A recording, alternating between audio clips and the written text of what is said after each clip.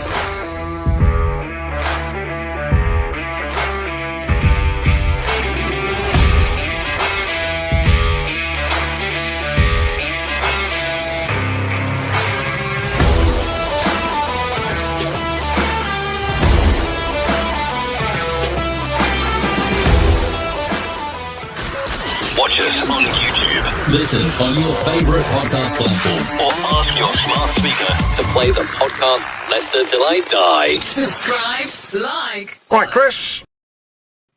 All right there. Good evening. How the devil are you? Sorry for being a little bit late. I'd be late for my own funeral, I tell you. I thought I was ready, then I hadn't done. Anyway, we're here. Good evening. How are you doing? How the devil are you, as they say? This is Leicester Till I Die TV. Catch us on Twitter, on Facebook, and on YouTube live. And just do what it says there at the bottom there. Please subscribe to the channel if you haven't. We are growing steadily. Hit that like button and don't forget to hit the notification button. You will never miss a show. We've got a lot of specials going up and quizzes, etc. during the off season. That was the new intro. Let me know what you thought about it for the non-Leicester games, because obviously we're going to be covering a lot of stuff that's non-Leicester. So that's the new general intro that I just wanted to try out tonight. Let me know what you think. It was a great idea using the T-shirts. Yeah, okay. I'm going to be honest with you. It was Dan's idea. He may be relegated. He may be gone, but he's still living in my mind rent-free. This is Leicester Till I Die, and this is Welcome Along to the season review number 3. Watch us on YouTube. Listen on your favourite podcast platform or ask your smart speaker to play the podcast Leicester Till I Die. Subscribe, like, follow, and join in now. Broadcasting live worldwide.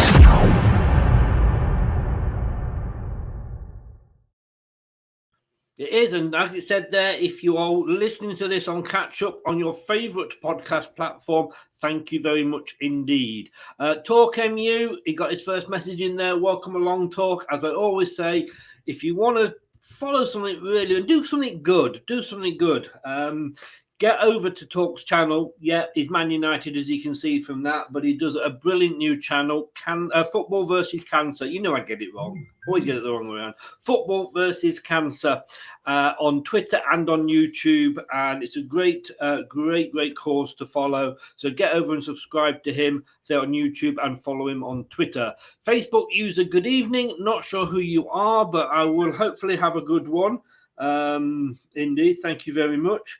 And Turf, good evening, Dan. How the devil are you, sir?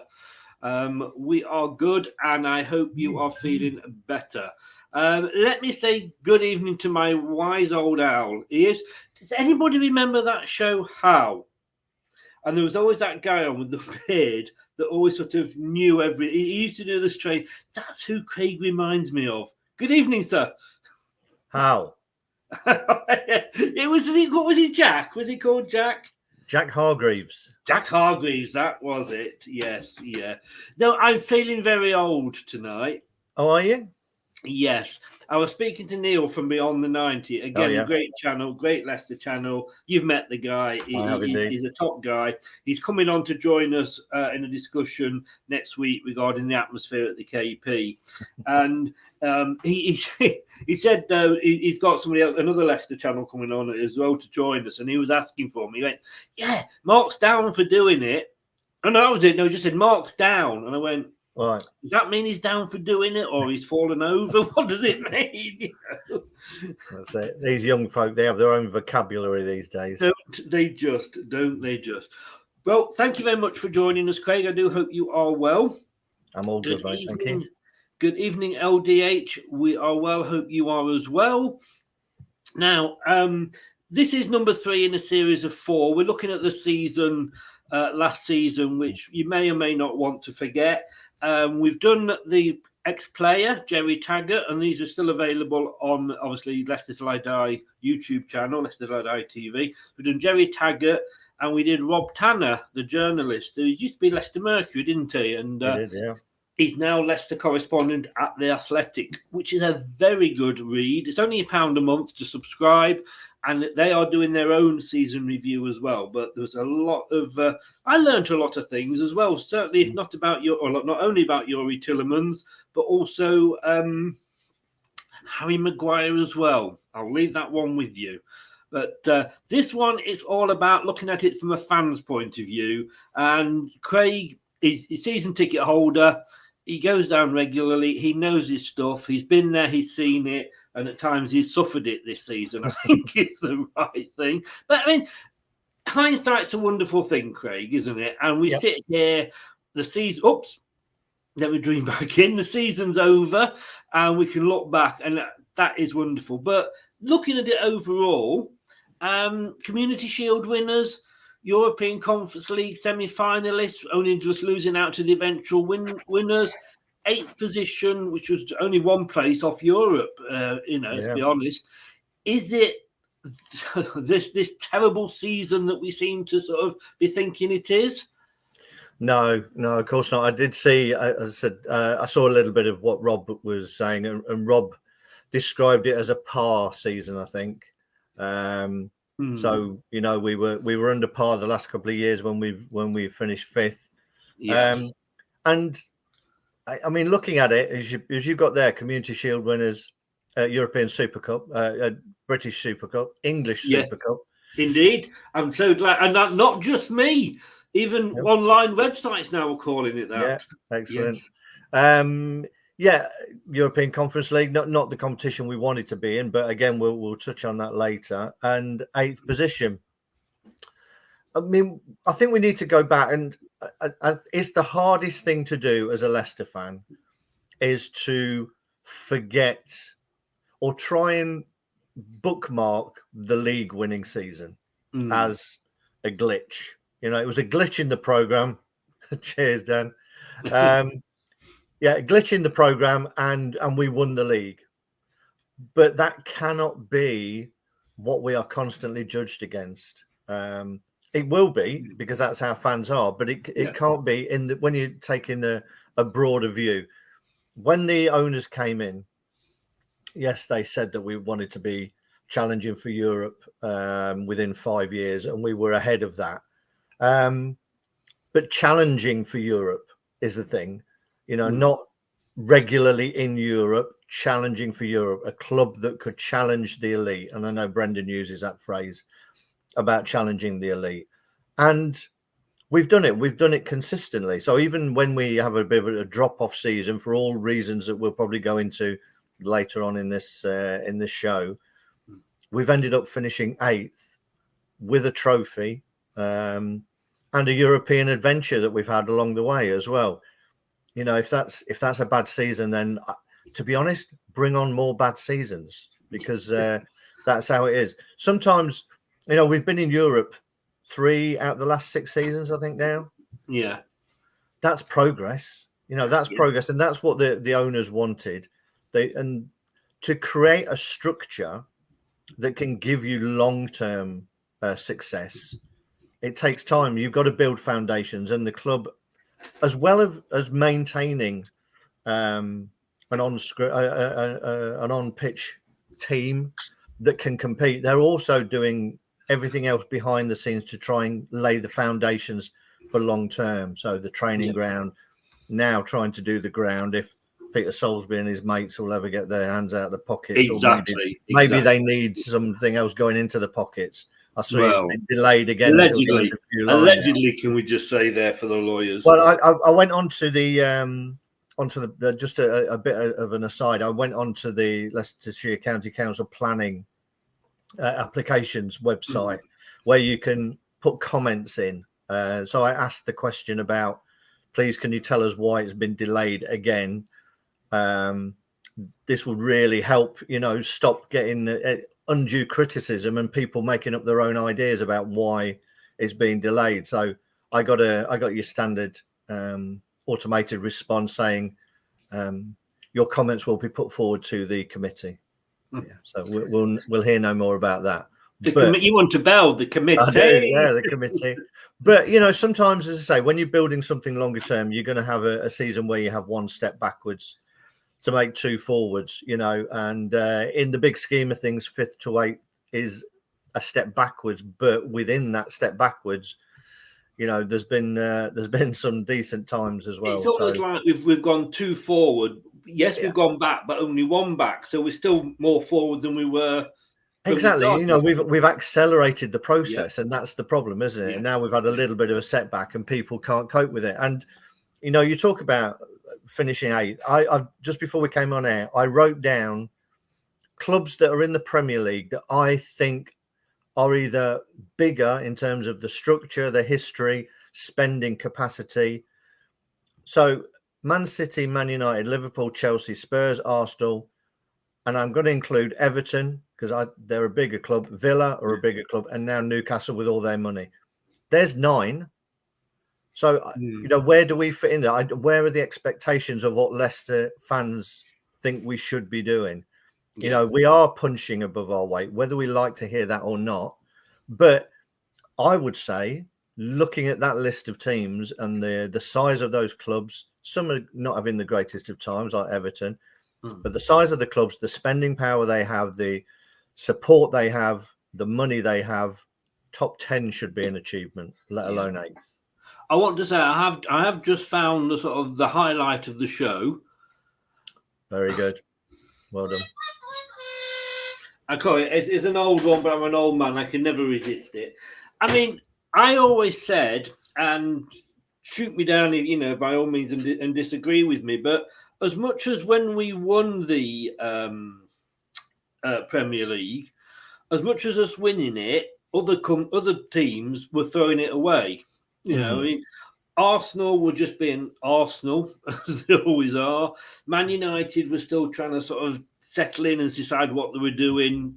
I know, post Van Gaal. Man City said they were sacking the manager with about 7 or 8 weeks to go. So that kind of killed their season. It was almost like the perfect storm. Yeah. It was, but we still had to do our business on the pitch, and we did. Oh no, don't get me wrong. Yeah. Of course we did. But it since then it has almost been like those clubs are saying that's not going to happen again. Exactly. Yeah. Sort of thing. And my best way of describing it, and we use a lot of metaphors on these channels, but you look at the last 2 seasons, and 2 seasons ago there was only really Leicester that was trying to push through that door to get into the room after they said like Big 6 sort of thing. Last season, before last, you probably had us and West Ham trying to get through it. Now you've got Leicester, West Ham, you've got a resurgent Spurs, you've got a resurgent Arsenal. I say West Ham obviously still there. Wolves, will look like they were going to do it for the moment. Brighton. So it's almost like a crowd of people trying to get through that door. It was always going to get harder as other clubs were catching us up. Yeah, as I said, I've said this on many occasions. It's only going to get harder. The more spending power, the more. Yes, Dan. Yeah. You know what, Dan? I'll transfer him. You can buy him from us. Yeah. I mean, it's nice that you incorporating championship stuff next year anyway to keep Dan involved. It's but it is going to get harder. Yeah. The teams, there's so much money sloshing around the Premier League. And I've said this on so many occasions. Every team in the Premier League will be going off and trying to pluck the best players from the rest of Europe. Anyone who's sort of not in anyone who's not in the top 3 or 4 in the big European leagues is going to be prime for Premier League teams coming and nicking their players. It's only going to get harder. And we are rich, and you will get clubs like, in no disrespect, Dan, but Burnley. You'll get clubs, let's say, like Oldham's and Wigan's and those sort of clubs that will look at us and be jealous of our money. But we are still nowhere near the likes of Man City, Newcastle. I mean, Liverpool. I mean, I've got to sort of say, I don't know if you saw this earlier, but I put this tweet out. Yeah, I did see it. Did you see it? Let me just find this, because I don't know if it was just me, right? And I said, I present evidence labelled number Sky 145672889 that the so-called Big Six really do have disillusional fans. Now, this was a Liverpool fan yesterday. Klopp has worked miracles the last few seasons on a shoestring budget. Now is the time for the board to back him with money and add some quality to the squad. Now, you could say football fans, every club's got one, and every club's got the sort of percentage with a very low IQ. But, I mean, Liverpool, shoestring budget. Am I reading this right? I mean, is it me, or am I being unfair there? I don't know. I don't know who they're comparing it to. Obviously, comparing it to Man City, maybe. But I bet over the past 3 years, they've spent as much as anyone. Yes. It's Totally. It is, but we're all like it now, and this is the worst part now that there's too many Leicester fans becoming top 6 fans. Who the worst thing that can happen is that you don't finish in the top 6 to your club. There are clubs going out of business, and we are far away. As a Leicester fan, and I hate using it, that we've seen the bad times, this, that, and the other, but it's only just becoming a habit to not look at the teams who you may finish above. Are there 3 worse? How quickly can we get to 40 points? Those kind of things. As a Leicester fan, that's still in your head, and it's hard to break away from. So, enjoy it. These are the good times. Enjoy them.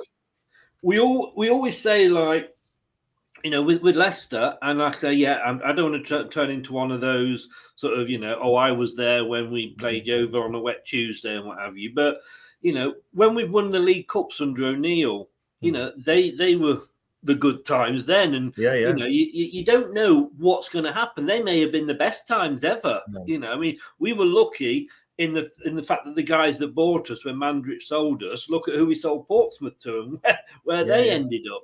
And I found myself becoming what I call an Arsenal fan, and that is sort of like, I mean, the very good Arsenal quote was, we don't want the Conference League. We're too big for that because we should be in the Champions League because we are Arsenal. And I found myself sometimes, and I'll criticise where criticise is necessary, and I've always said Brendan should stay. But I do find myself sometimes thinking, we've been 5th for the last, and I had to stop myself becoming that sort of fan. I know, and I'm sure you won't mind me saying it, but I saw it in you in early in the season and mid-season where we were having some tough times, and I know you were very much on the fence about Brendan. I think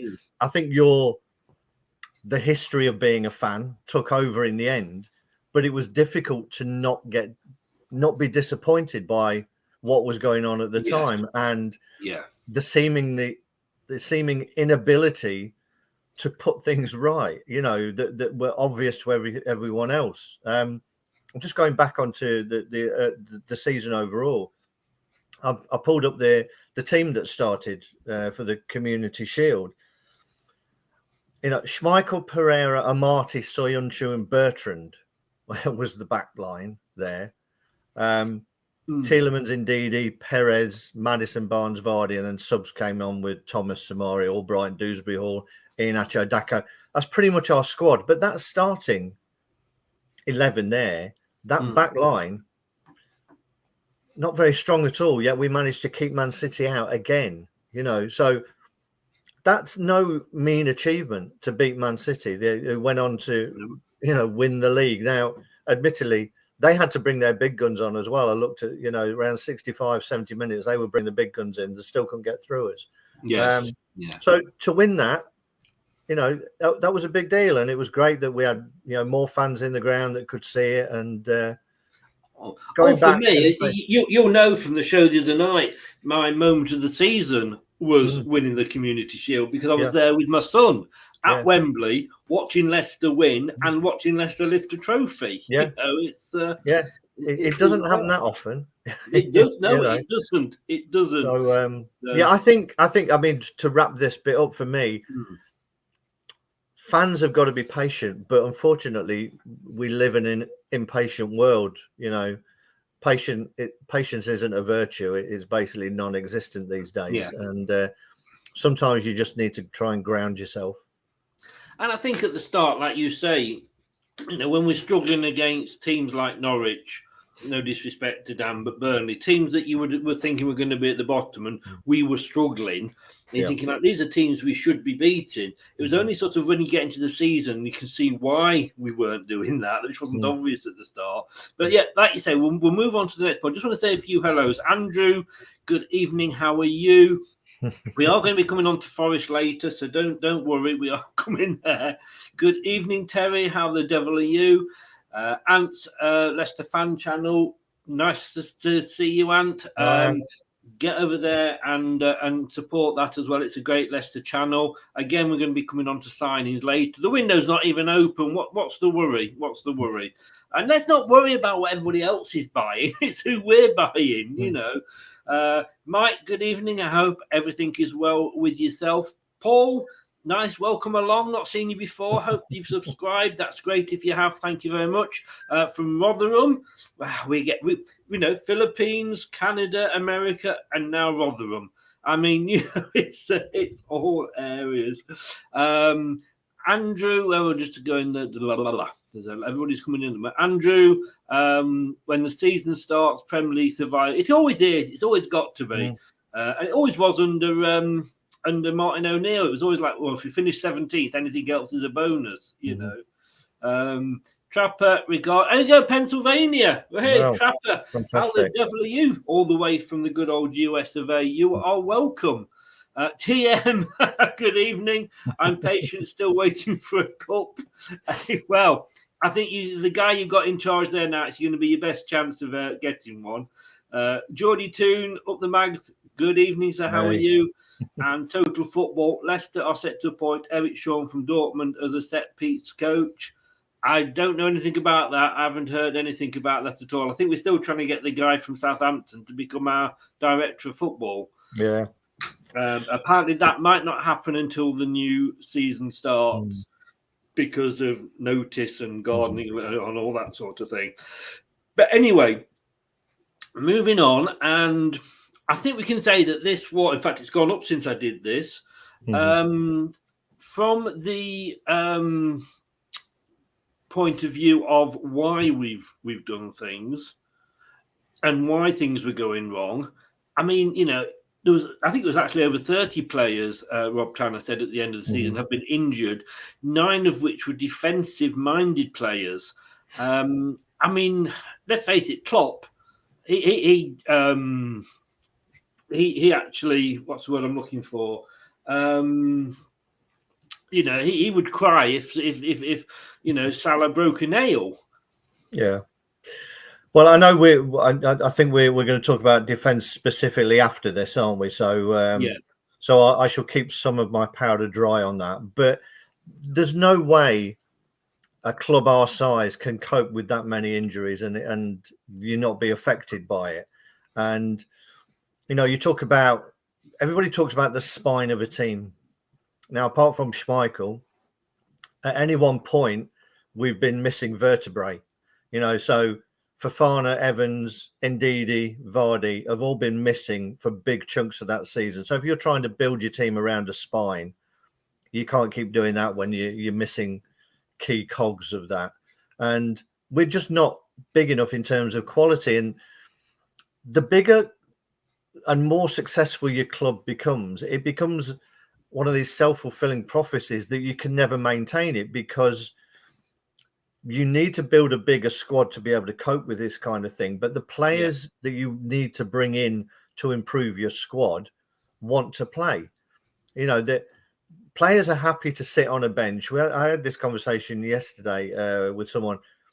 Maybe they're happy to sit on a bench at Liverpool or Man City because they're pretty much guaranteed to end up with a medal of some kind. Maybe Chelsea you could include it. Nobody's coming to Leicester and saying, I'm quite happy to be part of what we're building here and I'm happy to spend half my season on the bench. Yeah. That's not going to happen. So your ability to build a squad that's good enough to cope with injuries is really difficult. And if you can manage it, and you look at it the other way, look at the injuries we've had, and Brendan's managed to get a strong enough squad to get us to 8th, then we've done pretty well out of it. But I don't think there's anybody out the top 4 or 5 who could cope with the injuries that we've had and still have the level of perceived or the success, as I'll call it, that we've had.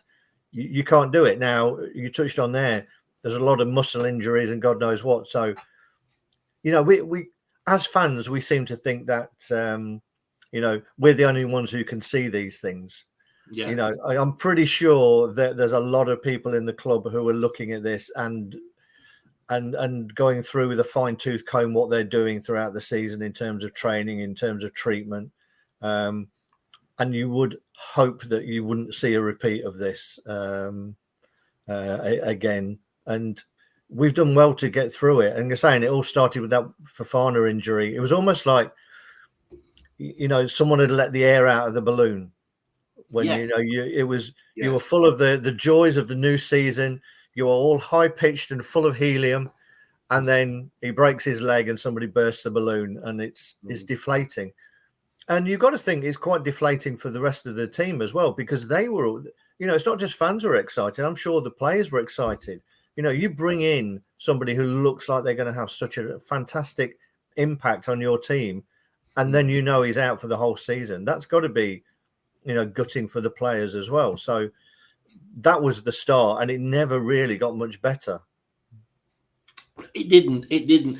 And we'll touch on Mr. Vestergaard while we're talking about injuries, because, you know, I asked Rob whether he thought it was a panic buy or not.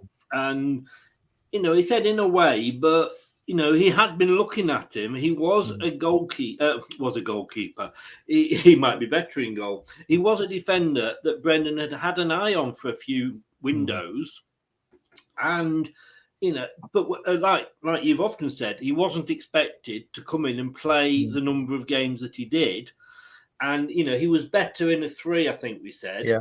You know, but Brendan wasn't always able to play a 3 when he was included because of the other injuries.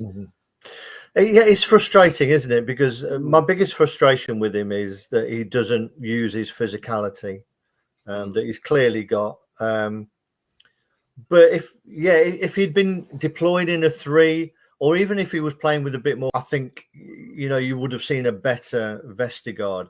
He's clearly better on the ball than Evans. And when you watch Evans and how much of the ball he gets, and he's almost charged with starting the attacks, Vestergaard's a much better ball player than Evans ever is. But I think he suffered from coming into a team, being forced into it when he wasn't really expected to. And I know he's a professional footballer and he should be able to cope with this. But at whatever level you play football, confidence is massive. And I think he was thrown on. And I don't think Brendan helped him by throwing him on at the end of games when we were trying to hang on to Leeds. And it was going against him. So the instant thing is Vestergaard. You know, the early one, I think, in the Europa League against Napoli, where he was brought on. We were 2-1. I don't know if it was 2-1 at that time, but he was done by the striker where he flicked it over his head, and he wasn't physical enough to win that battle. And the finger is always pointed at him. Yeah. And players, whether they should or shouldn't, they're not oblivious to the criticism that's come in their way. But I think you had 2 or 3 games when the pressure was off him a little bit. We were playing against teams who were sitting back a bit more. His passing was much better. He was playing straight balls between the lines into the midfield.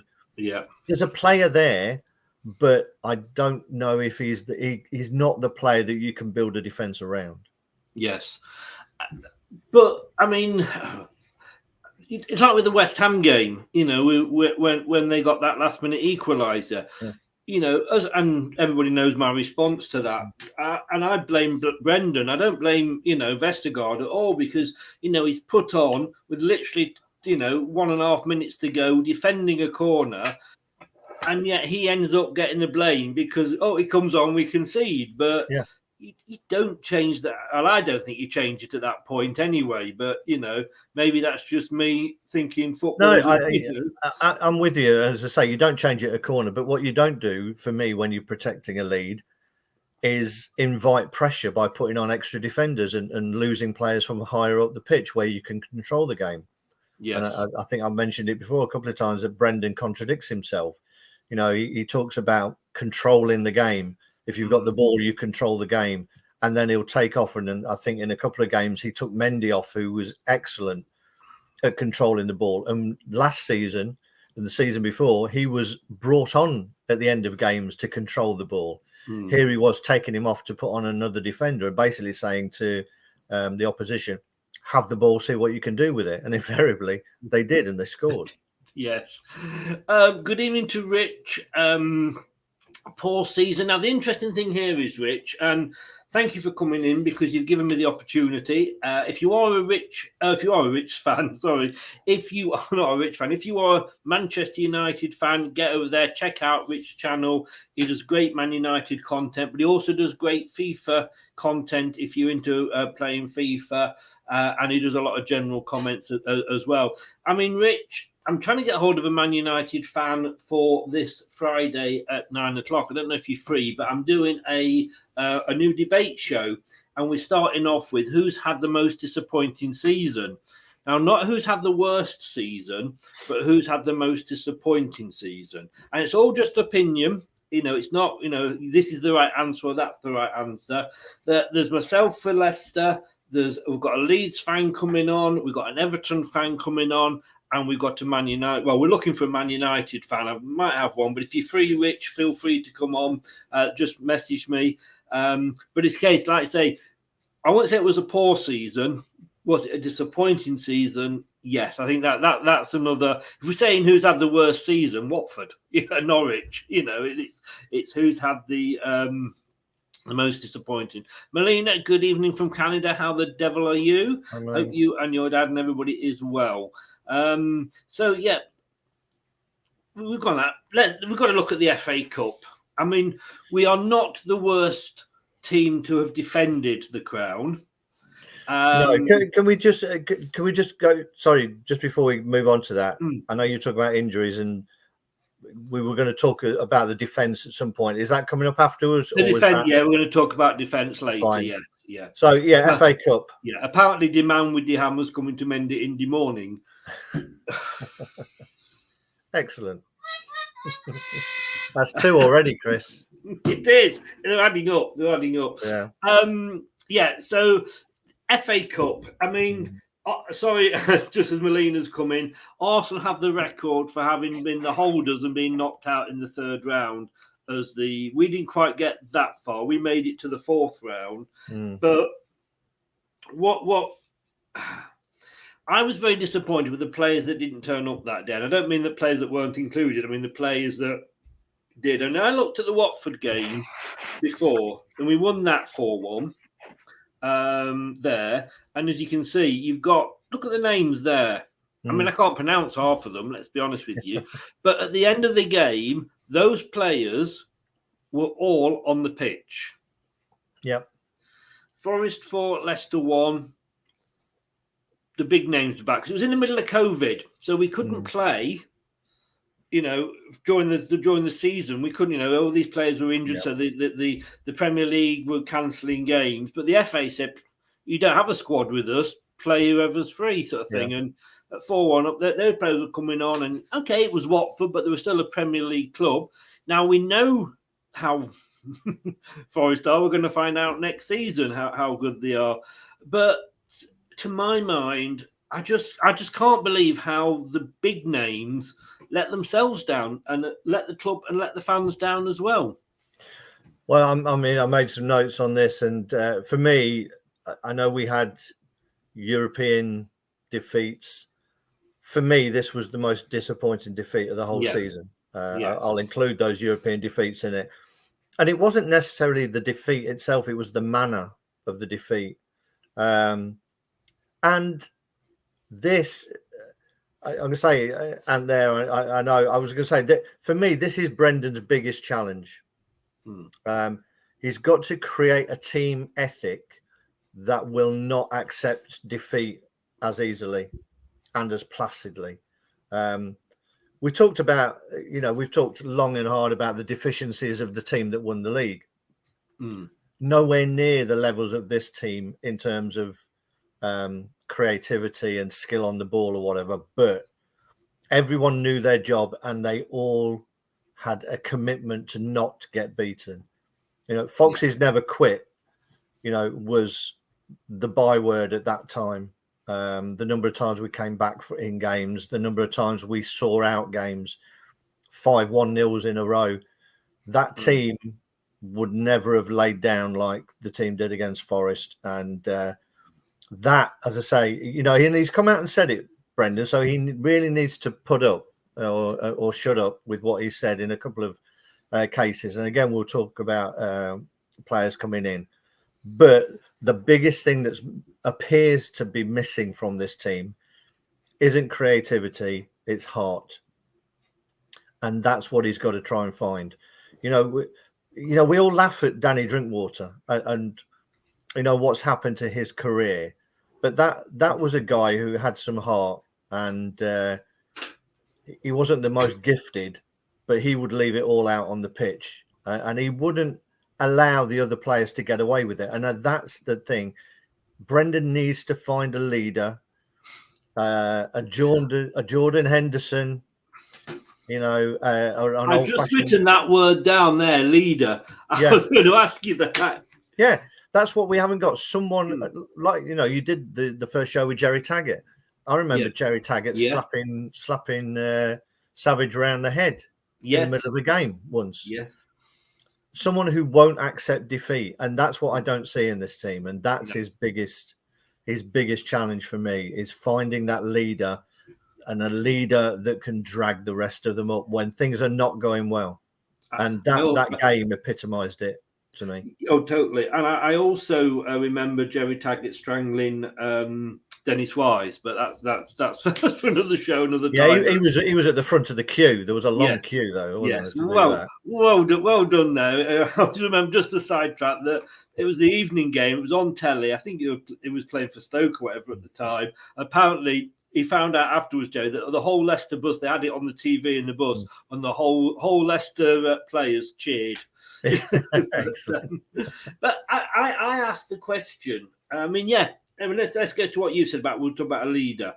We have a natural leader, but unfortunately he's stuck in goal. Mm-hmm. And to me, I know people are going to say, and Brad's, member of the goalkeepers union, and he's all for captains being goalkeepers, and there's been some good ones. But for me, you need a captain on the pitch. Because, the goalkeeper's got to concentrate with controlling his back four. And Casper's not always done that this season. Or 3 or 4 or 5, obviously, whatever. But we haven't got a Wes Morgan. Like you said, we haven't got a Jerry Taggart, a Steve Walsh. No. We need to get one of those players in. Ant's just said then, we need a few more nasty players in our squad. Mm. Yes, we do, because, there's all, there's nobody there that you won't think wouldn't be, pushed. Well, probably Jamie Vardy is. He's got a bit of fight in his belly. But we need a leader on the pitch. Yeah. Should Jamie Vardy be taking that on board, do you think? No, the problem is that your two so-called leaders, as you're talking about there, are at the extremes of the pitch. They're not right in amongst it. You want someone who can influence the whole pitch, really. You know what you need, Craig? I've got a feeling, but please tell me. You know what we need. Carry on. Sorry. Like I say, Casper can't command his 6-yard box, so I don't know how he can command the rest of the pitch, to be honest. So for me, and it may be in this great scheme of bringing through youth and young players or whatever, there needs to be someone who's not necessarily the best ball player. It could be someone who we sign and you think, oh, for goodness sake, why the hell are we signing them? I bet Spurs fans, when they were told they were signing Højbjerg, thought, what the hell have we become? Are we signing a cast-off from Southampton? Yeah. But he's exactly the kind of player. I think he's played every minute of every game. He's made more passes. But he is someone who plays beyond his skill level. And you're right, Dan, there aren't many of them about there, because they're pampered from day one this day and age. Yeah. They're not made to work hard for their place in the team anymore. Exactly. But as Dan said there, they are a dying breed. And, if you've got somebody that's going to strangle somebody against the wall in the dressing room for not pulling the weight, he's going to be down at HR on Monday morning complaining. Exactly. But you would hope that, as I say, the Liverpool players, there's no way Henderson is anywhere near the most talented player in that team. No. Yeah, he's a nasty bugger. I can't stick him on the pitch. He's always in the referee's ear, but he will be dragging the rest of that team along if they slip below the standards. Now, who knows? Who knows how much football Henderson's going to play next season? Yeah. But, somebody of that ilk, maybe with a little bit more experience, is probably what these players need. And we can't always just say, right, we got to sign exciting players. That's what everybody wants. And every time we're linked with somebody, oh, he's fantastic, these are his stats, this, that, and the other. Have a look at the character first, when it's a midfield player. Have a look at the character, look at how they are on the pitch, how the rest of the team respect them, what they've done.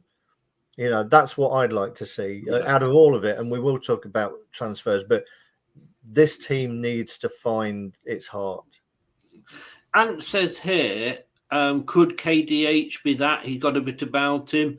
The problem, I think, with that for me is maybe, but I think we're probably 3 or 4 seasons away from that because, I think he still probably sees himself as, and don't get me wrong, we had our awards the other night. He's had a fantastic season, but he's kind of still the new boy. Yeah. And whether he would feel, I know Luke Thomas shouted at Vardy to leave the ball for him and he shot and scored. That's one thing. But actually going up to Jamie Vardy and saying, come on, you're not getting that right. It's hard for sort of a player that's only been in there one season. Yeah, I think it's something that comes with experience and being there, as you say, a few seasons. While the other players around you maybe come and go, you become the constant that's in there. And I've no doubt, Ant, that he's got that in him, but I think it takes time. You can't be the new kid in class and then start ruling everybody else around. But he's definitely got that in him. But I think you're right. What you don't want is to burden him with something like captaincy or that level while he's still developing. You see it, to me, you see it all the time with the England cricket team. They're giving completely, the captaincy to the wrong, look at both of them when he got it. He's an all-rounder, but he's not a captain, But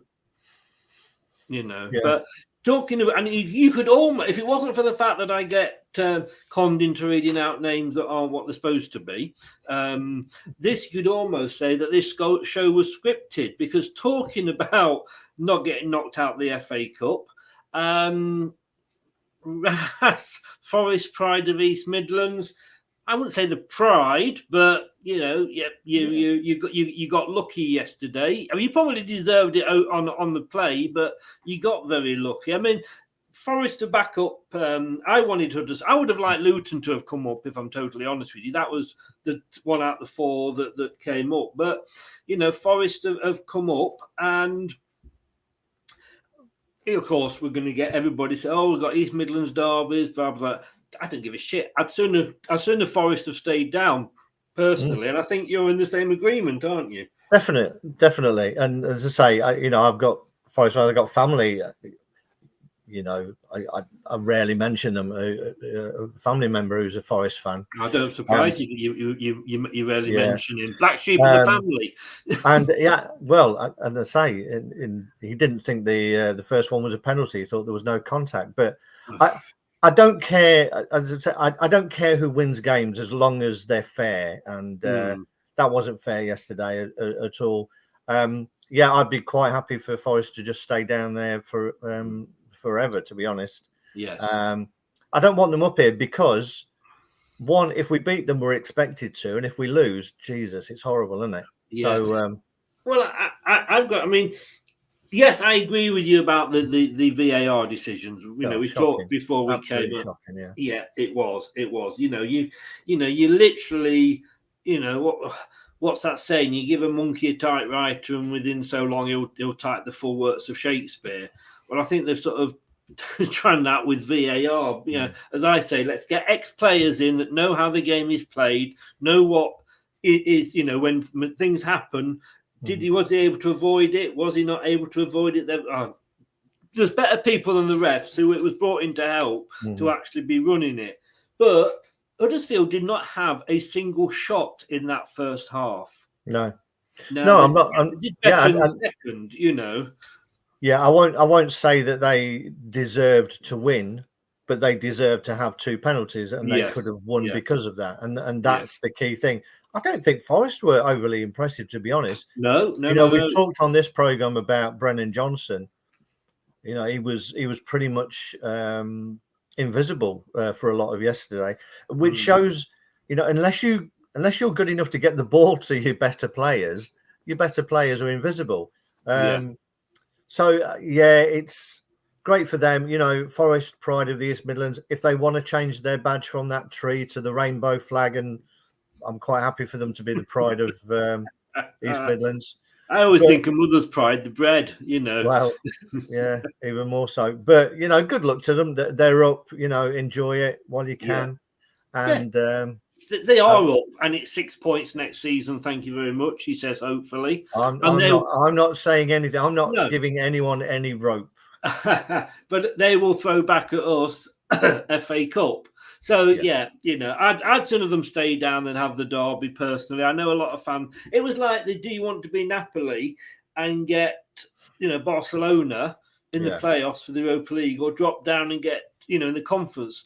And I wanted to go in the conference because I thought we'd get a longer run in Europe, which we did, But Jordan, good evening, sir.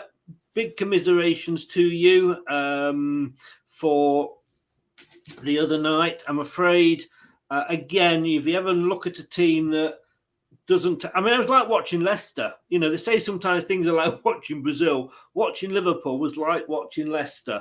All that possession, and you couldn't hit a barn door from 2 foot, to be honest with you. And I think half your balls are outside in the River Thames. But moving on from the FA Cup, Europe. Now, Europa League, we finished third in the group, and we did not qualify, as I just mentioned.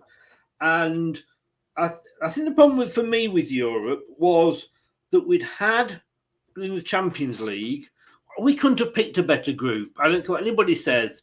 We qualified from that, even though we lost the last game 5-0. But it was probably, as I say, a perfect group that we would have picked ourselves.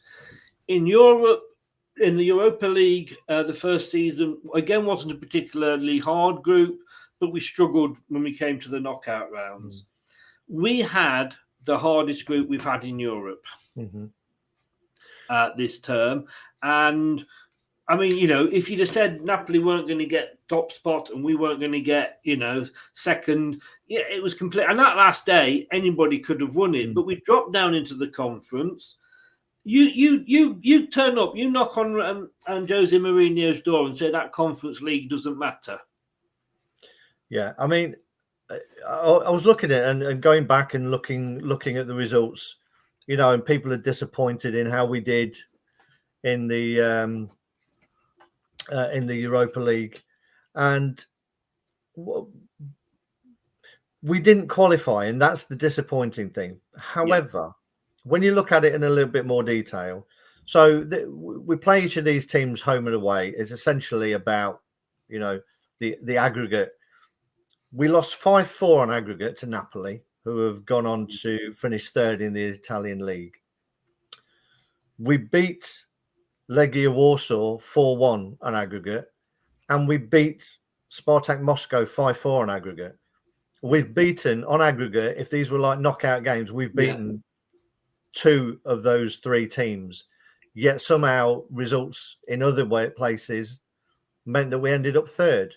So yes, it's disappointing, and the 1-1 draw with Spartak Moscow was the most disappointing one, and that's the one that's cost us the 1-1 draw at home with them.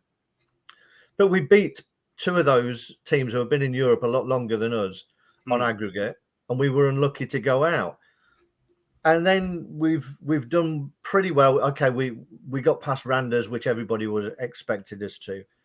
We've then knocked out Rennes, who have finished fourth in their league. We knocked out PSV, who finished second in their league, 2 points behind Ajax, and eventually we end up losing to Roma 2-1 against a master tactician of European football of defending a lead. So it seems like it's been disappointing from the Europa League through to how we went out in the Conference League. But there are a lot of positives there. As I say, the fact that we beat Spartak Moscow and we beat Legia Warsaw, both on aggregate. We had Napoli and we threw away a 2-goal lead, as we talked about, and we'll talk about the defence in a little bit more detail. But overall, it's been pretty good, and you have to have a little bit of step back from the disappointment of how it all panned out and look at it in a little bit more detail and think, with the players that we've got, who a lot of them have had international experience, but not European football experience. And this team is young in terms of European experience. And we've gone up against perennial European qualifiers, and we've done okay, to be honest. So, okay, let me ask you, up until this season, when Newcastle have had the input, and thanks very much, Dan, by the way, thanks you, good luck, enjoy your podcast later. Man City were the richest club in English football. And yet, when they sort of started to win things and got into the Champions League, I think it was either 3 or 4 seasons before they even got out the group stage. And that's with the players that they could afford.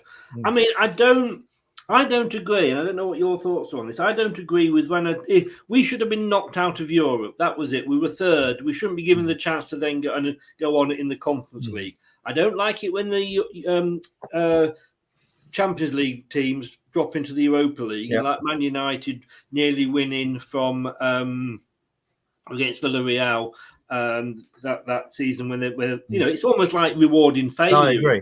I agree.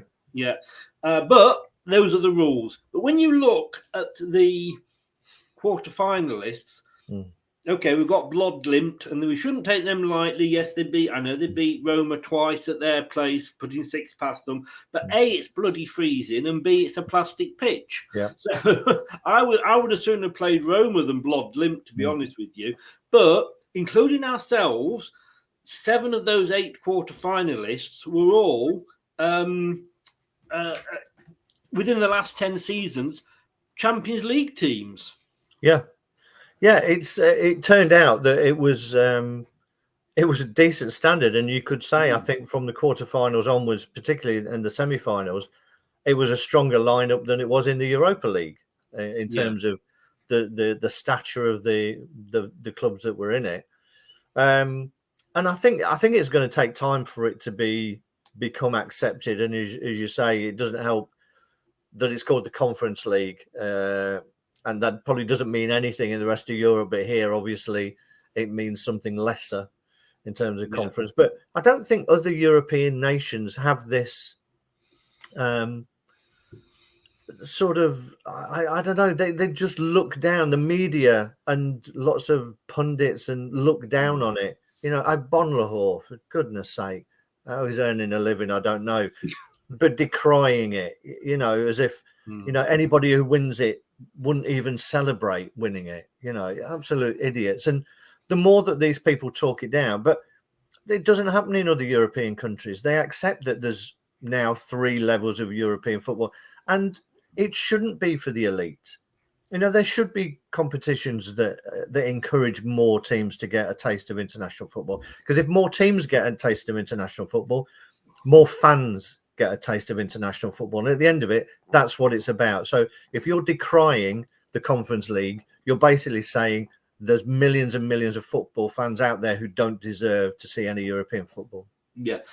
Let me ask you this then. Denmark, Norway, Poland, possibly Moldova. They're all European countries, aren't they? Yep. Scotland, Ireland, they're all European countries.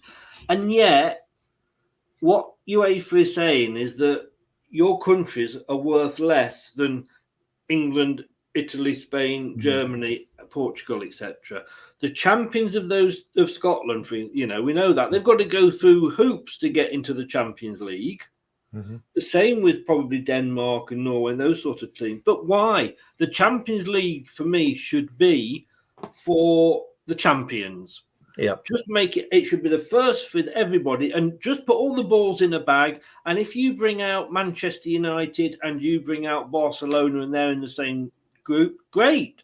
That's the way it should be, because it encourages competition. You've then got the Europa League for you know, the second, third, fourth teams maybe, and then the Conference League maybe for the cup winners. I mean, the Conference League is only around for a couple of seasons anyway, until they sort the Champions League out, and that's a farce. Don't get me started on that with the new things. But I did say earlier that sometimes I found myself turning into a Arsenal fan earlier, and I have as well with this one, and so has Brendan a little bit, because we've got no European football next season. We could be going for Europe again. Yeah, I mean, I like it, whatever it is. When we were watching football and growing up, you know, there were 3 European competitions. Yeah, you know, there was the European Cup, Cup Winners' Cup, and the UEFA Cup, and they were cups. And I had this sort of one-sided conversation with a Forest fan the other day about whose was the greater achievement, you know, us winning the league or them winning the European Cup twice. And you know, whilst it was a fantastic achievement by them, credit where the fact that they played Malmo in the final of one of them just shows you that with a good cup draw you can get anywhere. So I'm not decrying their achievements, but that is the thing. That's the nature of a cup competition. You can get a lucky cup draw and you get all the way through. But you know, big clubs and UEFA, they don't like that because there's no money to be made there, Chris. I'm sorry to break this to you, but I've got a feeling that it's about money. Really?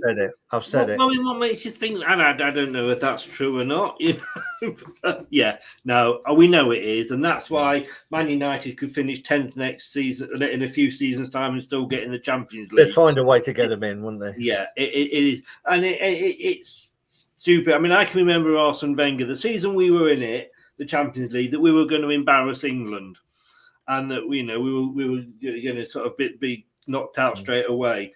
I think we were the last English team in the competition, certainly the last and the last British team, in fact. And I think that was also the season that Arsenal lost 10-2 on aggregate. I love reminding them just of that. So maybe Arsene isn't such a, well, maybe just an arse. Moving on, and I'm just going to sit back and let you go for this one here. The defence. Yes. Well, you can see there my three bugbears. Well, yeah. Let's put some context to this, because all three of those are things that do my head in as well. You know, so zonal marking or man marking, you know, whichever way you want to go, just mark someone. It would be a great. I'm not even sure that we marked any of the zones, to be honest. Or if we were, I'm not sure what zone you might. The fact that, you know, you could put a ball into an area, and if it doesn't come, you know, if it's not your area, I'm not going to attack it or anything. Yeah. It's just beyond me. The whole thing is a farce, and this talks about that comes back to the physicality and the desire to be the first person to put your head on a ball, and that's what we need to find. We need to find that. And I know we talk about, you know, Soyunchu's had a poor season, but for me, he's somebody who would try and put his head in there when they're playing with confidence. But we need more of those, and it's that balance. The problem is, when you want to play out from the back, you try and find footballers, you know, people who feel comfortable on the ball. They aren't the same as the numbskulls who will throw their head into anything and don't care if they get 6 stitches at the end of it. Terry Butcher was never going to come waltzing out with the ball and go beating 3 men. No. So you can't have it both ways. You know, those players, it's few and far between. So the thing is, if you go down that route, then you end up, and Dan's gone now, but you end up with a Burnley kind of defence who don't play out from the back, but they're much more physical, and they will try and put their head on it, and they will block everything. We don't want that. We want to be able to play out from the back. So we can't have those kind of defenders. So, however, that doesn't excuse the zonal marking and the conceding from corners. Can I just, while you're on that point, play devil's advocate for a bit? Because I say we're in total agreement on all these 3 points, but and I did put this to Rob Tanner. We know that when Schmeichel kicks the ball long, what would you say? 8 times out of 10, you know, you got a fan that's catching it. Mm-hmm. Is that, do you think, why he's got us playing out from the back? Because at least that way we keep the ball. No, I don't think so at all. I think it's Brendan wanting to be Guardiola. That's what it is for me. You know, all of a sudden, when it's like you get these managers who are successful, and then everybody wants to copy them. And you know, you got the worst teams in our division trying to play out from the back. Norwich trying to play out from the back. Watford trying to play out from the back. They seem to forget that the successful teams that have won the league who can play out from the back have probably spent 200 million on their defence and can get those players that have got all those skills. So why on earth? It's like me taking my car down to the track and trying to compete with Lewis Hamilton. You know, we're doing the same things. We're driving around the same track, but we're miles apart. So why are you following an example of a team that have the best players, some of the best players in the world who can do that? Yet everybody thinks that's the right way to play. I find it absolutely ridiculous that there is this thought process that it's much better to play out from the back because you keep possession. I'd love somebody to do some kind of stat on how many goals this season were scored that started with a goalkeeper's pass to one of his own players, and then without losing possession, you went and scored. I bet there's no more than a dozen in the whole league. So what is the point? What is the point? I don't get it. And I know it may be prettier when it works, but the old-fashioned get it up the pitch and then win the second ball and play from there. You know, it is old school. Exactly. And if you do lose the ball, at least you're in their half. Yeah. And you're not, you know, losing it on the edge of the box, and obviously they've got a better chance of scoring. I mean, it is. So those key parts, you know, he needs to sort that out. He needs to sort out the zonal marking, conceding from however it is. the first thing is somebody needs to get their head on the ball first. I don't think it helps that Schmeichel doesn't command his box. I think that is fans have started picking up on it, but it's never been mentioned. It's never been put to him. And I'm sorry, but if I almost went to Kevin Keegan then. I'm sorry, but you know, You'd Rob love it. Tanner, and I know they have to protect their positions or whatever, but ask the questions. You have the you're in a privileged position. They get to put the questions to the people that matter. Ask the questions that the fans want to, even if there's an acceptance that within any press conference there will be 2 questions that are from the fans, you know. So protect yourself and say, this isn't me asking, this is the fans. Why the hell does Schmeichel not come off his line, Brendan? You know, let's hear an answer to it. Because if you know that if a ball's in the air, the keeper's coming and he's going to take everything out.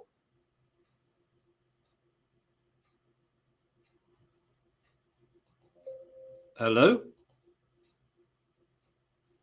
I think we have... Oh, you froze then, Craig. I did, didn't I? You did, so, yeah. But, yeah, so it doesn't give the defence any kind of confidence. You know, the keeper needs to be able to come out, punch anybody's head off that he wants, but just make sure that he's coming. However, I will temper this with taking a broader position. Now, looking at before I came on here, I did a little bit of reading up.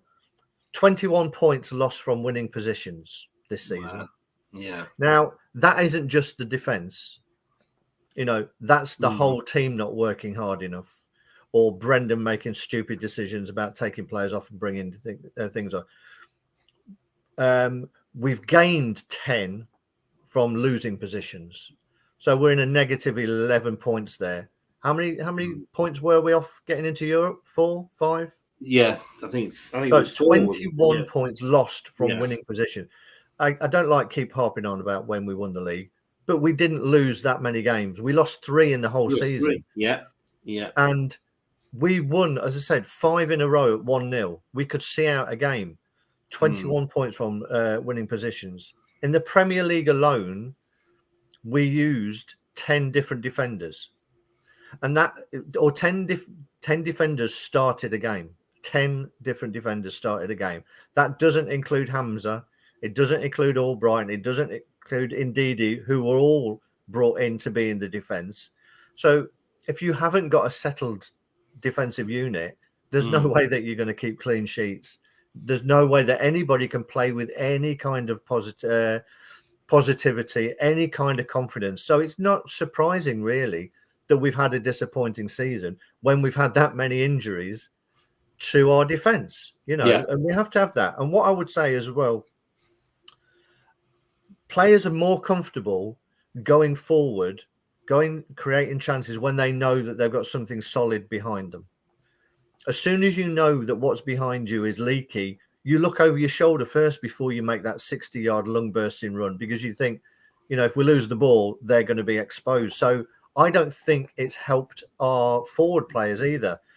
And I'll throw this at you. Liverpool, Man City are the perfect examples of teams who can play progressive football because they know they've got a solid unit behind them.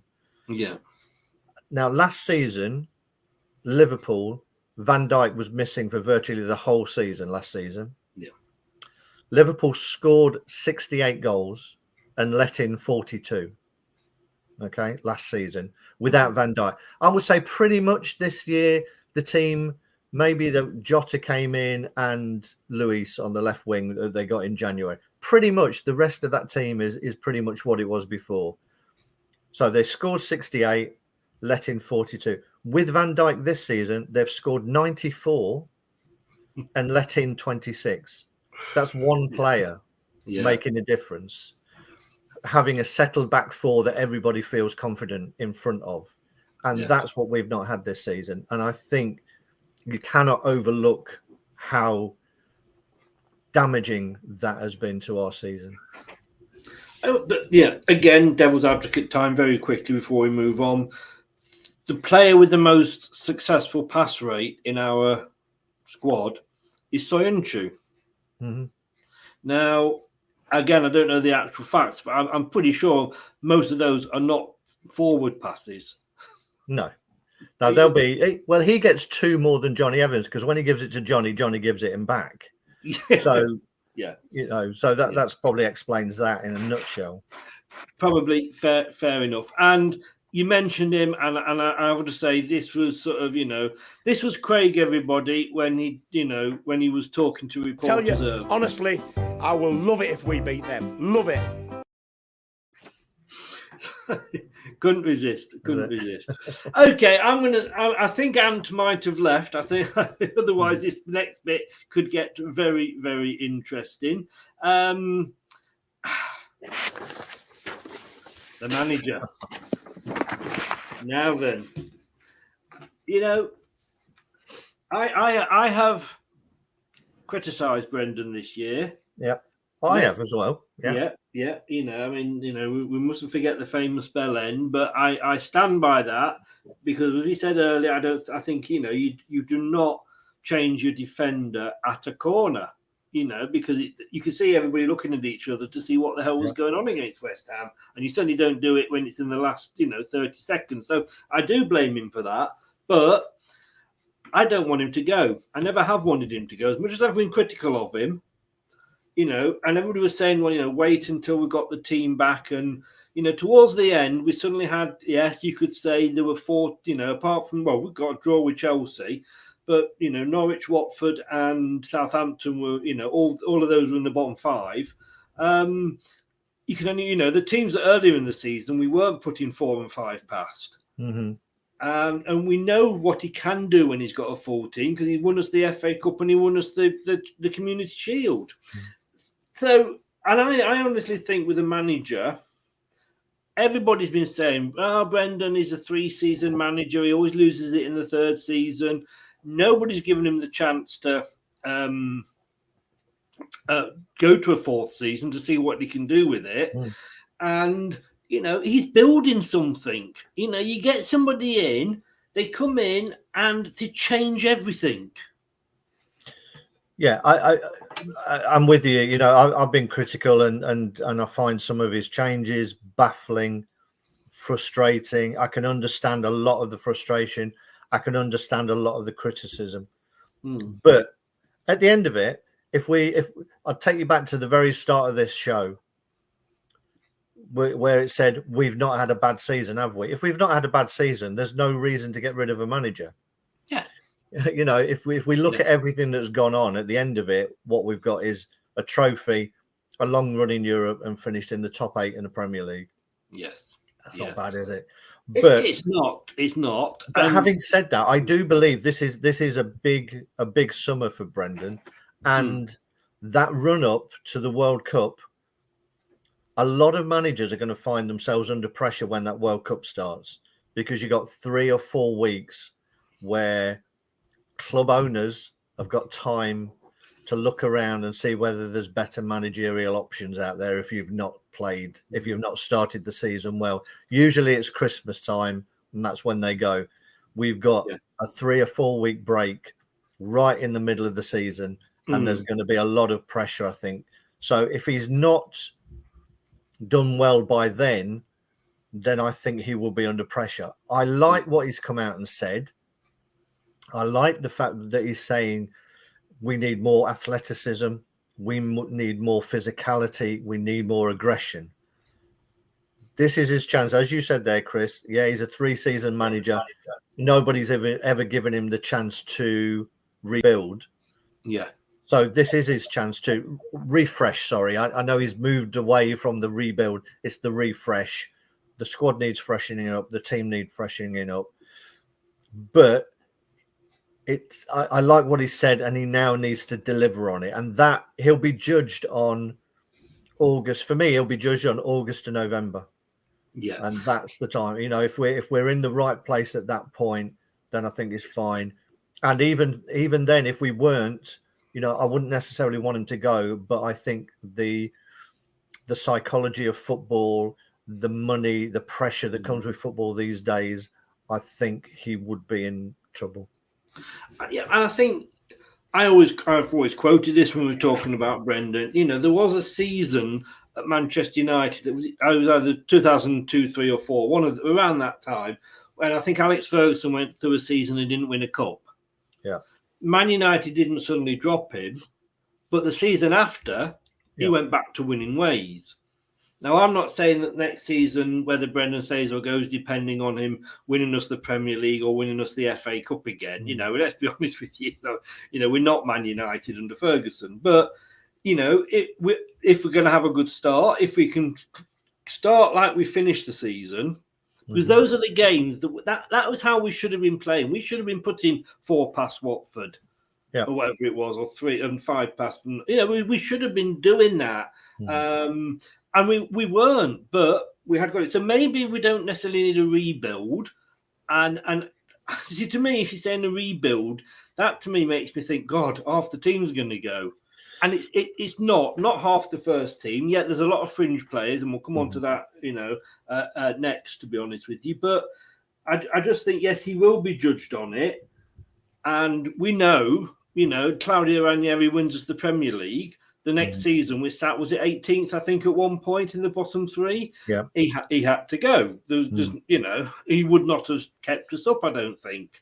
As you know, he's shown it to Fulham and Watford. But it depends. I mean, if we sat sort of 10th at the start of the World Cup, then I don't think it's panic time. No. If we're sat 17th, 16th, 17th, 18th at the start of the World Cup, then it's panic time. And maybe he would then have to go, I think. No, I agree. As I say, I think it's going to be a tough few months, you know, for a lot of managers to see how they start. And you know, I don't think it needs a big rebuild, but I think 2 or 3 key players can make a massive difference to this team, and be the difference between, let's say everybody's going to be fit, 2 or 3 players with the right mentality could make all the difference to this. And as I say, in the middle of the pitch, we lose Yuri. I know we're going to come on to transfers in a minute, but it could be that we don't necessarily need a Yuri replacement. We may need a Drinkwater or a Taggart or someone with that level of experience and that desire to take that spot, because that's what we haven't got. Yeah. Very, very, very well, nicely leads us on to this next section, which is transfers. And I've just put 2 names up there, but I've got, like I say, this is the third in a run of 4. And the second one was Rob Tanner's. It is still under latest shows. If you go on to Leicester Till I Die TV on YouTube, look down. There's all the playlists and the latest one. It says the latest ones at the top, and it is on there. Rob Tanner. Tillemans has got a year to go. We've been talking to him for a year. Now, I don't know if this is common knowledge or not, and this is what Rob Tanner said, and I'm not going to go into the full detail. You need to watch the video for that. But to basically just give sort of, a few meat on the bone, so to speak. When Maguire was up for sale, but they knew that he was going to go to Man United had wanted him the season before. They knew that he was going to be going, but his contract was coming up, and he hadn't got long on his contract. Because we had shown the faith in him when he was with Hull and they'd got relegated, and we were the only team that came in for him, he actually signed an extension or a new contract, which was why we were able to ask £80 million for him. Now, I didn't know that. I don't know if you knew that at all, Craig. No, I didn't know the background to it. No. And I've got to say, respect to Harry. He didn't want Leicester to lose out. So he knew he was going, but he said, I'll sign a new contract so you can basically, ask a lot of money for me. And of course, it worked. Man United, of course, paid 80 million. That was only because he signed that new contract. Now, Tillemans is in that situation. If we sell him this season, we could get 25 million for him. But it's funny that there's not people knocking on our door for the players that there were when we were finishing fourth, and we were finishing fifth and what have you. They've suddenly gone very quiet, haven't they? But with Tielemans, yeah, look, either go or stay, because and he said he's happy to stay if he has to another year, but then we're going to get no money for him. Yeah. So why not sign an extension that says I can go to a Champions League club, or look at Grealish, that was in his contract, or a club's got to pay 60 million or whatever it is. Sign it. We'll know that you'll still go, but at least we won't lose out. The problem with Tielemans is there is only allegedly one club that is in for him, again according to Rob Tanner, which is Arsenal. Mm-hmm. There isn't the clamour that there was maybe earlier in this. He said Man City and Liverpool are not interested in him at the moment. And I say but Arsenal, yes, they're definitely interested. Arsenal are the only team where people have actually spoken to Yuri or Yuri's agents. And yet they want to concentrate more on a striker at the moment. So that might not even happen. It's a tricky one for me. I can't see him signing a new contract, because if he signs a new contract and there's a clause in it that says we'll let him go for X amount of money, and that might be quite low, but we've asked him to sign it. If a team that's in the Champions League come for you, that instantly takes Arsenal out of it. We don't have to sell him to Arsenal then, because they're not in the Champions League. So that's his one option gone. Oh no, but you could have, like, say, minimum 40 million or a Champions League club. Yeah, but if Arsenal aren't prepared to pay 40 million, he's trapped. So from that perspective, we need two teams to be in for him. We need two teams to be haggling over the price, because otherwise, if it is only one, they hold all the cards. They can either say it's take it or leave it. Here's 20 million. Take it, or he goes for free at the end of the season. And that puts us in a really bad situation. It doesn't. Should you already be putting us in that situation after everything we've done for him? I don't think it's down to Yuri Tielemans. Yuri Tielemans signed a contract, to stay until 2023. He doesn't need to sign a new contract. I mean, I think we'd all like him to, or we'd like him to based on his performances of the last two seasons. Yeah. But I don't think you can say that he should be doing that, because with the bet, and I'm not, I'm trying to take off I'm a Leicester City fan hat. No, and I'm playing devil's advocate. Yeah, no, I appreciate that. That benefits the club. It doesn't benefit him in any way whatsoever to sign a new contract that has clauses in it. Because if Arsenal say we want you, but we're only going to pay 30 mil, your clause is 40. Sorry, Tielemans is essentially stuck here for another 3 years. I can't see there's any way he's going to sign it, unless there is some silly thing in there that it's 20 million. Yeah, and. But 20 million would be better than next season getting nothing from. Well, this is what I mean. What I mean. But this is why you need two clubs. You need Arsenal, or whoever, if it is Arsenal, to come out and set a price, and then everyone else who is sort of slightly interested in will know where the ballpark is and what they're going to have to pay for him. The worst thing is, for me, that he stays without signing a contract, because, as we know, you've got a World Cup coming up. He's going to go off to that. And also, I think I'm right in saying that halfway through the season, he can start negotiating with foreign clubs as well. January. I think from January, yes. Yeah. So that's another distraction. You've got the distraction of a World Cup. You've got the distraction of that.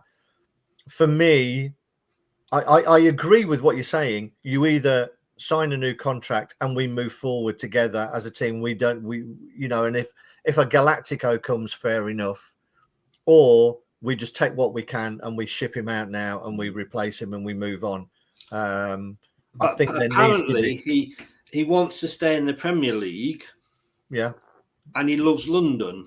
Now, that is pointing to one club, but at the moment, Arsenal cannot offer him Champions League. Now, he may look at it, is what they're saying, and he may be saying, like, well, you're in the Europa League, but you're heading in the right direction, and you're heading there quicker, and you're more likely to get it sooner than Leicester. I mean, I take some of this with a pinch of salt, to be honest. I don't know how people know him well enough to know that he loves London. He's never played in London unless he's popping down there every free weekend and he's loving the theatres. I've never bumped into him. Yeah. So I to me, yes, it's nice to live there, isn't it? But I don't think that's the biggest thing. Live there, to be honest with you. Well, but I don't think that's the biggest thing. I think I could understand him going to Arsenal because they are a club with the right kind of trajectory. Yes. So I could understand that. But as for staying in the Premier League only, I'm sure he would change his mind if Real Madrid or Barcelona or Bayern Munich or someone came. I think he'd probably change his mind about staying in the Premier League. He holds all the cards at the moment. That's the thing. And while he does that, as I say, I can't see him signing a new contract. The only thing I would say in his defence is, and I mean, Scott said there, no, he hasn't had a good season, but we know what he can do, and he's not spat his dummy out the pram. He's still, you can see his attitude when we win a corner or we win a exactly. I was going to say the same. Yeah. Yeah. I'm going to say form can be up and down, as I say, the old phrase, isn't it? Form goes up and down, but class is permanent. Exactly, and he's a class player. We know that. And I've got to say class. All respect to Maguire for what he did as well. Yeah.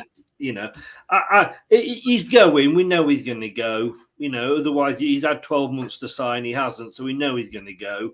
I just wish he'd, go so we can get at least some money for him. We can't afford to write off 40 quid. We wrote off 30 million with Slimani. We're not. That's pocket money to Newcastle and Man City. It could be that we make 2 signings early in the window and he suddenly thinks, well, actually, hang on a minute, this isn't a bad place to be. Well, there is that as well. And also, obviously, you've got Fofana signing a new contract and committing himself to the club whilst he's still injured. And Ricardo signing, And is that the thing that is... he's saying he's not thinking about his future because there's other, there's Nations Leagues and all that, but his agents will be. But is he sat there thinking, well, hang on, if they're committing to the club, and maybe that's why he's taking that bit longer to decide. Who knows? Other players that might be going out. First of all, before we look at who might be coming in, Perez. I think he's shot his bolt. He scored a couple against Southampton on the last day, but we know he can do it against Southampton. And he had a good, 40 minutes in the Europa Champions Conference. What he's done for the other 3.5 odd years that he's been here, God knows. I think he's on the way out. I think either Chowdhury or Mendy, I think could be out, and obviously Samari. Those are the 4 that I think we may be saying goodbye to. Yeah, and I think fringe players as well. Obviously, I mean, for me, Perez is frustrating because I think Perez is one of those players who would be better in a better team, surrounded with players who can get the ball to him. Because if you watch him, and when you watch it on TV, this is probably some of the benefit of being at the ground. Yeah. When you watch it on TV, the camera follows the ball, essentially. Yes. He makes a hell of a lot of really good runs and takes up some very intelligent positions. We don't get the ball to him quickly enough a lot of the time. So in a better team, I think it'll never happen, but he would look like a world beater in the Man City team. I'm sure he would. Yeah. However, peripheral players, Hamza, I think, is another one. So for me, Chowdhury, Perez, Soyuncu were the 3 main ones. You're right with Samari. The word is that they'll accept an offer for him. Soyuncu, I would like to stay, to be honest. I think, again, if you take this season out of it, no one would have wanted Soyuncu to leave based on the season before. No. The same with Tielemans. Nobody would want him to leave if that's the level of performance. And left-footed, left-sided centre halves are not two a penny. There's not many of them around. I think if he was to build a long-term partnership with Fofana, I think that would be pretty decent, to be fair. You know, the number of times you got Ole's when he was doing little Cruyff turns down near the corner flag. Yeah. He's got it in him. Yeah, he's got a bit of a rick, but he's going to be hard to replace. So I would like him to stay, but I think he may go. I certainly would like him to stay. I mean, I don't know whether the Real Madrid links are a joke or what, but I just, I mean, you know, again, should we really be judging any of our players on the season we've just had because of how bad it was? You know, we said about Vestergaard. You know, he had to be introduced to his centre-back partner every game because he was somebody different. And it's always the same with Soyuncu as well. Yeah. And this was another interesting thing. Rob was saying players have what they call a red zone, which is when you've got, you know, fully fit squad, if a player goes into the red zone, they are stopped, they are dropped to give them a rest and, you know, not push the muscle injuries and what have you. And this because I was saying to him about a lot of injuries as well, how many were off the pitch. And he said, you know, Soyuncu was in that red zone quite a bit, but he couldn't be dropped because there was nobody else to play. We hadn't got enough defenders. And, you know, if then that makes you think, well, hang on a second, maybe he's not had such a bad experience. That's it. I mean, if you're carrying an injury, you're not going to give it because you're wary of whether if I go into that challenge, you know, is my hamstring going to go again? You play within yourself. Yes. And I think you could say that about anyone. As I said, 10 different people starting in the defence. You could, you know, you could give a break to any of them. Obviously, apart from Johnny Evans, which you know my long-standing love affair with Johnny Evans. Yeah, I do. I don't think you're on his Christmas card list there, Craig. No. So I think it's hard to judge anyone in that defence this season because they've not had a solid defence. That's a tough question, Scott, as well, because Amarty's done well. The thing you've got to understand is as well, there are players such as Amarty who play to, I would say, a decent level. They're not outstanding, but they are good 7 out of 10s every week. Yeah. But they're rare, those players who are happy being part of a squad. Yes. And I'm not saying he is happy, but you get the feeling that with Amarty that he's happy. He's happy playing and he's happy with the pitch time he gets. He could go somewhere else and probably play a lot more, but you know, you can't knock him for what he's come back from in terms of injuries and what he gives to the team. So he's still young, and you forget that he looks about like 30, but he's at early 20s. And you know, I mean, the other one you mentioned briefly there is Mendy. So Mendy's got a year on his contract. Now he's had a strong year. I mean, he's qualified for the World Cup. He's an African Cup of Nations winner. He's played a lot in the Premier League. He may have some value in him now. So it'll be interesting to see whether we decide to cash in on him. He could be another £10 million in the kitty because I can't see him signing a new contract. So he's in the same boat as Tielemans. And you know that when Ndidi comes back, there's every chance that Mendy's going to be benched again. So it's a tricky one, that is. We've also got Dennis Pratt coming back. Now, who knows whether Dennis Pratt is going to get a second chance or not, whether he's going to get a chance to go into pre-season. Fill the Tielemans role, do you think? Exactly. You know, again, he's another one who I think could have done a decent job had he stayed. And then you've got the decision over Lookman in terms of players coming in. You know, I think Lookman is worth it. I think Lookman's worth it just because I think he will push Barnes. to get back to Yes. his place as well. Without it, you know, Barnes has got no pressure on him without Lookman or someone else. Do you Other think? players, sorry. So I'm going to say quickly. Do you think Lookman, his position is preferred on the left? Yeah. And you know, is Brendan going to be looking for a left-footed right winger to complement those two, like you say? Because I don't know whether Lookman is going to be that sort of player for him. I think ideally, I think he would want to. I think he would want that old sort of Mahrez replacement, that left-footed right winger. And I think Lookman can play in a number of positions. I think that versatility helps Lookman as well. He played through the middle against Liverpool and he was fantastic. You know, his work rate was fantastic. You know, we've been linked with Cornet, I think, from Burnley already. Yeah. We've been linked with Madueke from PSV, who looks decent as well. Sangari from PSV as well, who's more of a Wilf. You know, Wilf's an interesting one to me. If he could get Sangari, it would not surprise me if Wilf sacrificed also to make some funds. I wouldn't want him to go. I definitely wouldn't want him to. But if you can upgrade him with someone who's better on the ball, I think that would help. And then, as you said there, we've got kids coming through as well. We had 13 players out on loan last season. Yeah. And there are some really good prospects. Callum Wright looks great. We've just taken up the option to give him a year's extension on his contract.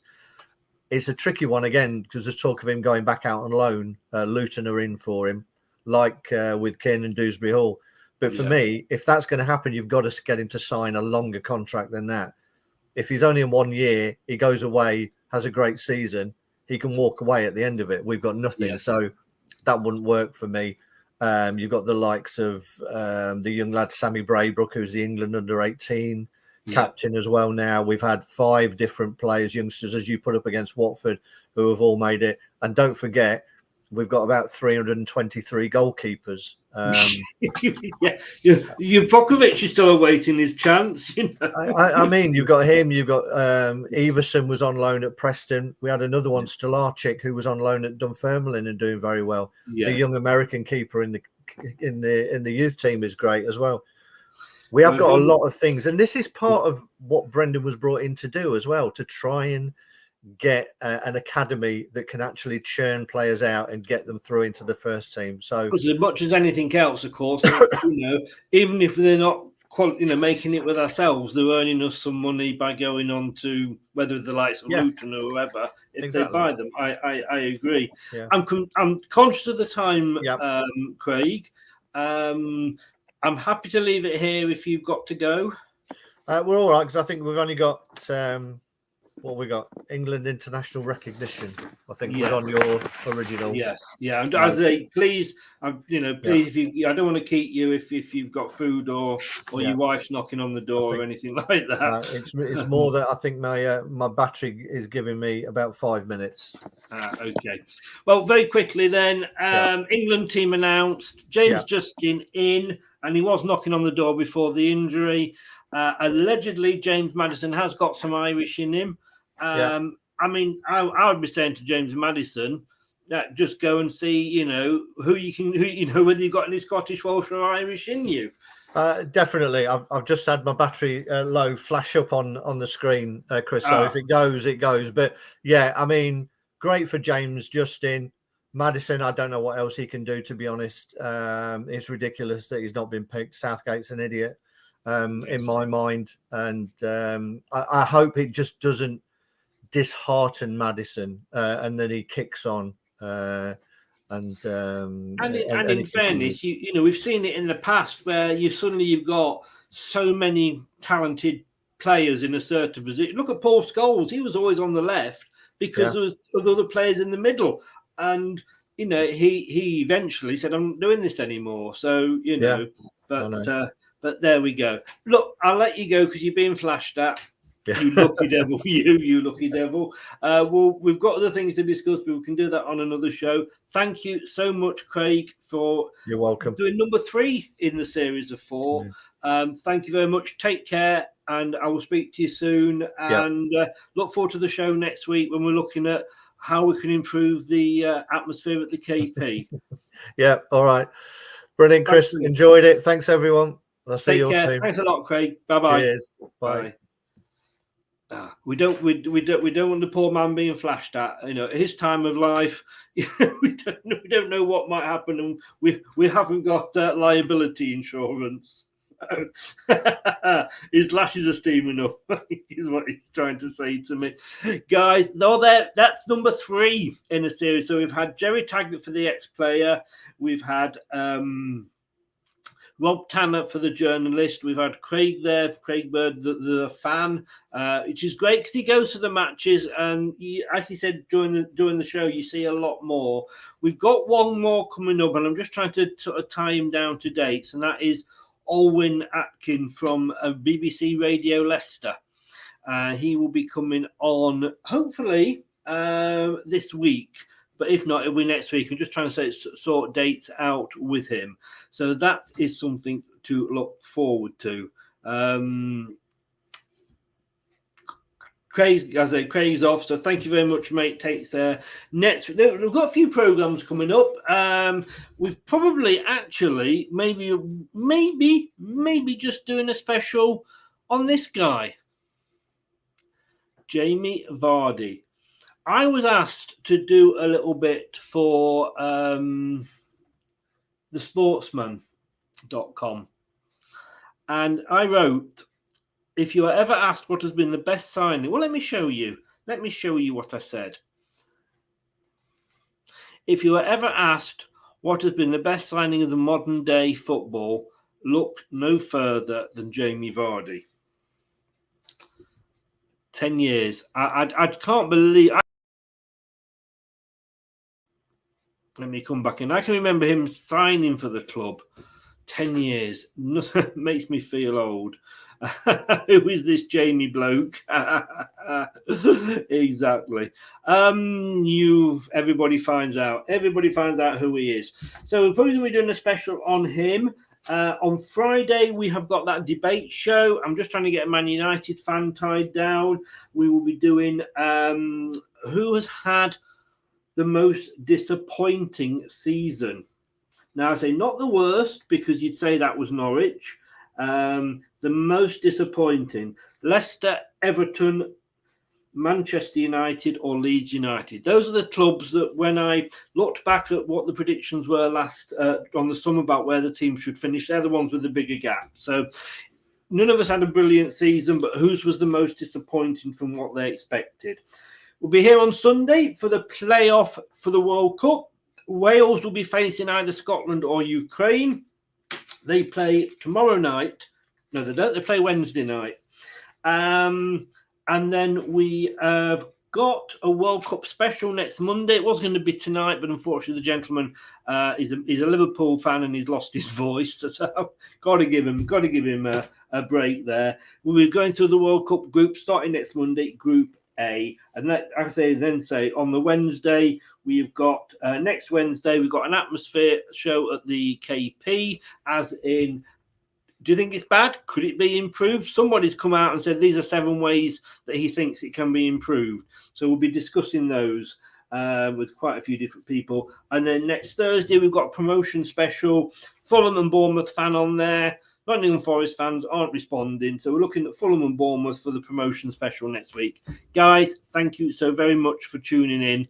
If you've been listening on the podcast, thank you very, very much. Your favourite podcast platform, or if it's a smart speaker, just say play the podcast Leicester Till I Die. If you've been watching on YouTube, or if you haven't, get over onto YouTube. Thank you very much. Please subscribe to the channel. It does help. Smash those likes. And also, please click the notifications. That way you will never miss a show. I will see you and on, either Thursday or Friday, depending on what show's coming up. Take care. Stay safe. Thanks, everybody, for watching. Really do appreciate it. All the best. Bye-bye now.